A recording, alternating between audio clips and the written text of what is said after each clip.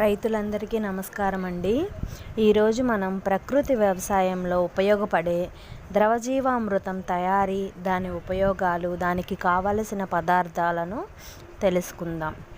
10 కేజీల ఆవు పేడ, 10 లీటర్ల ఆవు మూత్రం, 2 కేజీల బెల్లం, 2 కేజీల శనగపిండి, పుట్టమన్ను గుప్పెడు, 100 లీటర్ల నీళ్ళు కావాలండి. ఇది తయారు చేసుకోవాలంటే వాటన్నిటిని సిద్ధం చేసుకొని తయారు చేసుకునే విధానం. ఒక పెద్ద డ్రమ్ములో 100 లీటర్ల నీరు పోయాలండి. వేరువేరు పాత్రలో, ఒక పాత్రలో ఆవు పేడ, ఒక పాత్రలో బెల్లం, ఒక పాత్రలో శనగపిండి, ఒక పాత్రలో పుట్టమన్ను కరిగించి నీటిలో కరిగించి పెట్టుకోవాలి. తయారు చేసిన పేడ, బెల్లం, వేరుశనగపిండి, మట్టి ద్రావణాలని ఒకదాని తర్వాత ఒకటి, ఫస్ట్ ఆవు పేడ కలిపి, తర్వాత బెల్లం కలిపి, శనగపిండి కలిపి, మట్టి కలిపి, అలా ఒకదాని తర్వాత ఒకటి డ్రమ్ములో పోయాలి. చివరిగా దేశవాళీ ఆవు మూత్రాన్ని పోసి బాగా కలిసేలా 5 నుంచి 10 నిమిషాలు కర్రతో సవ్య దిశలో కలపాలి. తర్వాత గిన్నె పట్టేలా, తరువాత గోనె పట్టతో కానీ నూలు వస్త్రంతో కానీ డ్రమ్మును కట్టి నీడలో ఉంచాలి.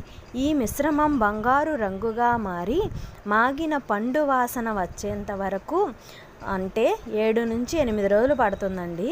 ప్రతిరోజు దాన్ని ఉదయం ఒకసారి, సాయంత్రం ఒకసారి, అలా రోజుకి 2 సార్లు కర్ర సహాయంతో సవ్య దిశలో తిప్పాలి.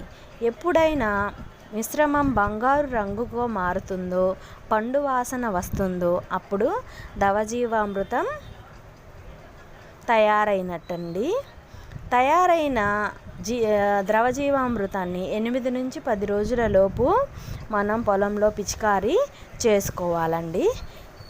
ఉపయోగించే విధానం అండి, తాగే మంచినీరు మాత్రమే మనం దీనికి ఉపయోగించాలి. పంటకు నీరు పెట్టే సమయంలో నీటితో కలిపి పారించవచ్చు. వడపోసిన బీజామృతాన్ని డ్రిప్ లేదా తుంపర్ల సేద్యం ద్వారా కూడా వాడవచ్చు.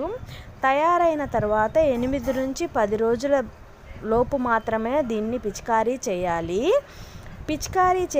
పిచికారీ చేసేటప్పుడు మొక్క పూర్తిగా తడిచి కారేలా పిచికారీ చేయాలి.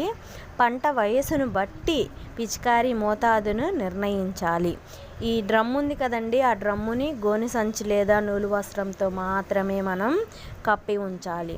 ఆవు పేడ, బెల్లం, శనగపిండి ఎట్టి పరిస్థితుల్లో నేరుగా నీటిలో కలపకూడదు. విడిగా కలిపిన తరువాత కలపాలి. ఈ ద్రవజీవామృతం వల్ల అండి మనకి పంట బాగా ఎదుగుతుంది, చీడపీడల నుంచి తట్టుకుంటుంది, భూమికి కూడా సారవంతంగా ఉంటుంది. కాబట్టి అందరూ రైతులు దీన్ని ఉపయోగించుకోవాలని కోరుకుంటున్నానండి. హరే కృష్ణ.